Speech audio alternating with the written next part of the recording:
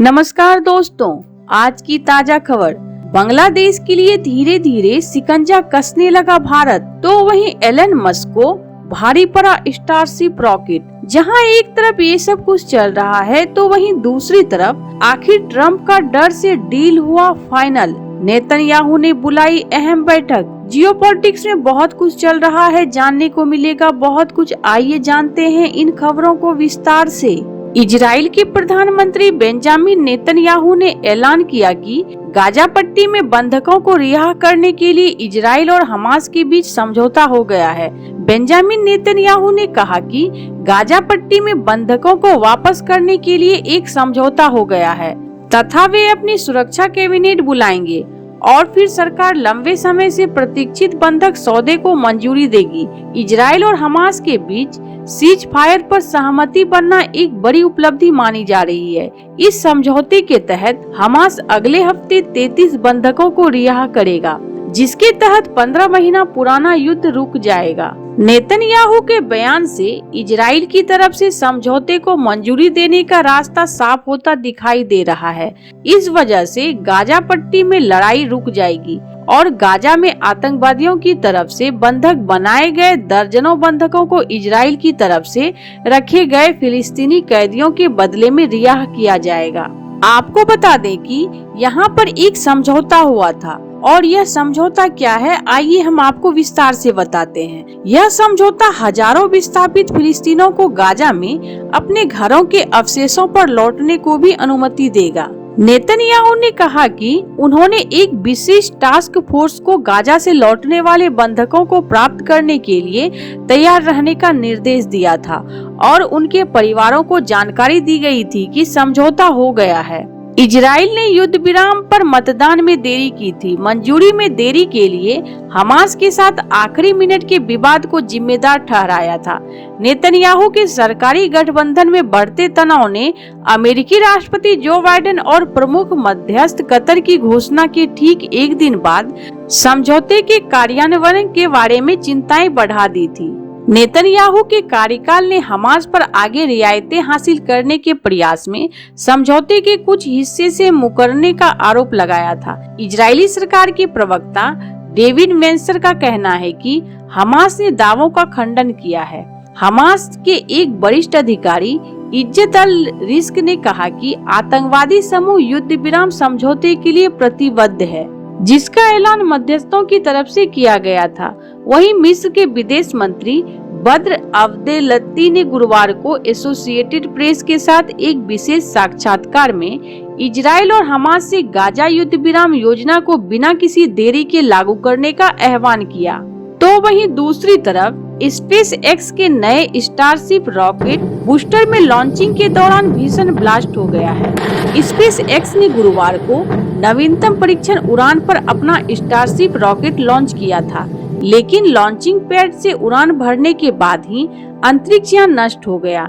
Elon Musk की company ने कहा कि ऐसा प्रतीत हुआ कि अंतरिक्ष यान के 6 इंजन एक एक करके बंद हो गए और उड़ान के केवल लगभग 9 मिनट बाद उससे संपर्क टूट गया। आपको बता दें कि अंतरिक्ष यान को पिछली परीक्षण उड़ानों के समान दुनिया भर के निकट लूप पर टेक्सास से मैक्सिको की खाड़ी में उड़ना था। स्पेस एक्स ने इसे छोड़ने के लिए 10 डमी उपग्रहों के पैक के साथ अभ्यास किया था, बावजूद यह उड़ान सफल नहीं हो सकी। स्पेस एक्स के इस नए और उन्नत अंतरिक्ष यान की यह पहली उड़ान थी। यह स्टारशिप रॉकेट का 7वां टेस्ट था जो पूरी तरह से कामयाब नहीं हो सका। जहां एक तरफ ये सब कुछ चल रहा है तो वहीं दूसरी तरफ बांग्लादेश अपनी हदें पार कर रहा है। हाल के दिनों में जिस तरह के घटनाक्रम सामने आए हैं उससे यह सवाल उठना लाजमी हो गया है। बॉर्डर गार्ड बांग्लादेश के जवान पश्चिम बंगाल के कूच बिहार में सीमा पर कटीले तार लगाने में काम में बाधा डालने की कोशिश कर रहे हैं। कूच बिहार जिले के मेखलीगंज के दह ग्राम अंगारापट्टा सीमा पर फेंसिंग लगाने को लेकर बीजीबी और स्थानीय ग्रामीणों के बीच में विवाद हो गया। अंत में ग्रामीणों ने बीएसएफ के साथ मिलकर कटीले तार लगाने का काम जारी रखा। आपको बता दें कि अब तक 1.5 किलोमीटर कटीले तार लगाए जा चुके हैं और कहा जा रहा है कि 2 किलोमीटर और कटीले तार लगाए जाएंगे। अब सवाल यह उठता है कि बीजीवी बार बार सीमा पर कटीले तार लगाने में बाधा क्यों डाल रही है? बांग्लादेश में शेख हसीना को अवदस्त करने के बाद अब जो सरकार सत्ता में है उसका भारत के दृष्टिकोण अभी तक सकारात्मक नहीं हो रहा है। हालांकि भारत की ओर दोनों देशों के बीच संबंध को सकारात्मक रखने की काफी कोशिश की जा रही है, लेकिन बांग्लादेश की ओर से ऐसा कोई रुख नजर नहीं आ रहा है।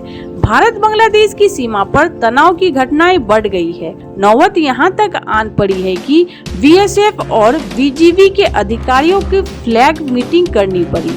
वहीं बीजीवी के 58वीं बटालियन के कमांडर लेफ्टिनेंट कर्नल ने यह बयान दिया है कि बीजीवी ने कोडानीलिया नदी के किनारे के 5 किलोमीटर इलाके को उन्होंने अपने कब्जे में ले लिया है। इसके बाद तनाव और भी ज्यादा बढ़ गया। बीएसएफ और बीजीवी के फ्लैग मीटिंग बुलाई गई। बीएसएफ ने बीजीवी के बयान को भ्रामक बताया।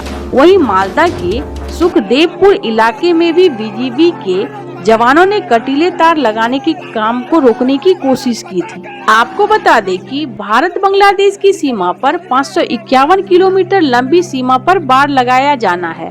साथ ही फ्लड लाइट और सीमा चौकियों एवं अवलोकन टावर का निर्माण शामिल है। वहीं राज्य में इसे लेकर राजनीति भी खूब हो रही है। टीएमसी और बीजेपी एक दूसरे पर आरोप लगा रहे हैं। बीजेपी नेता शुभेंदु ने यह भी आरोप लगाया कि राज्य सरकार से समर्थन की कमी भारत बांग्लादेश सीमा पर घुसपैठ रोकने के लिए बाड़ में निर्माण में बाधा बन रही है। उन्होंने दावा किया कि 284 किलोमीटर लंबी सीमा पर बाड़ बनाने के लिए भूमि अधिग्रहण की प्रक्रिया राज्य स्तर पर लंबित है। ऐसे आपको क्या लगता है? इन सब मामलों में आपकी क्या राय है? कमेंट कर जरूर बताएं। जल्द मिलते हैं अगले वीडियो में नई खबर के साथ। आइए देखते हैं वीडियो डिटेल में।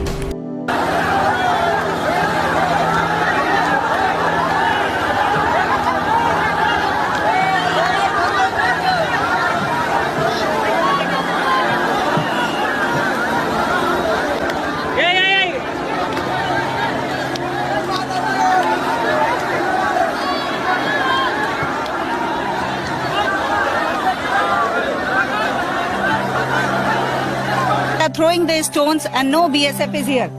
Nobody is here to protect the Indian tourists. They are throwing stones on these people there who are maintaining the boats and all that. This is very unfortunate, and they are making slogans in India. And it is very unfortunate that there is no army person, no BSF people, no one is there here to control them. And they are coming in. अगर video अच्छी लगे तो comment जरूर करें। अगर कोई सुझाव देना चाहे तो जरूर दे और जाते जाते मेरे इस चैनल को सब्सक्राइब और लाइक जरूर कर दे ताकि मैं और भी करंट न्यूज आपको दिखला और सुना सकूं। धन्यवाद, नमस्कार। आइए मिलते हैं अगले समाचार में।